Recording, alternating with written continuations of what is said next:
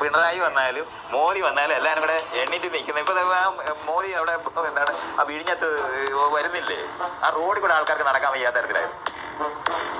എന്ത് കാരണം കൊണ്ട് ഇത് ഒരു തലകേ വരുന്നേ, ഒരു വോട്ട് കൂടുതൽ കിട്ടിയത് കൊണ്ട് മാത്രമാണ് ഈ വരുന്നത്. രാജാവ് വരുന്ന പോലെയാണ് ഈ വിമാരെല്ലാം വന്നോണ്ടിരിക്കുന്നത്. രാജാവിന് പകരം ഭരിക്കാനല്ല ജനപ്രതിനിധികളെ നമ്മൾ എടുക്കുന്നത്. ഇതിങ്ങനെ തന്നെ ചെയ്തുകൊണ്ടിരിക്കുകയാണ്. ഇതൊക്കെ അഴിക്കാൻ വേണ്ടിയാണ് ഇവന്മാരെ ജനപ്രതിനിധികളാക്കിയത്. ജനപ്രതിനിധി എന്റെ പ്രതിനിധിയാണത്, എന്നെ ഭരിക്കാനല്ലത്. ഞാൻ ഗവൺമെന്റ് എന്ന് പറഞ്ഞ പണ്ട് രാജാവായിരുന്നു.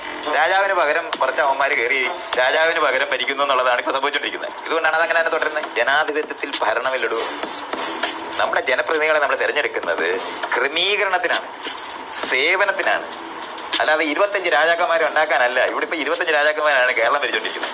മന്ത്രിമാര് രാജാക്കന്മാരെ പോലെ പെരുമാറിക്കൊണ്ടിരിക്കുന്നത്. നമ്മൾ പറഞ്ഞു വിട്ടവരല്ലേ, നമ്മൾ വോട്ട് കൊടുത്തവരല്ലേ. അവരെന്തിനാണ് നമ്മളെ ഭരിക്കേണ്ട ആവശ്യം? നമ്മളിപ്പോഴും ഓച്ചാനിച്ചാ നിൽക്കുന്നത്.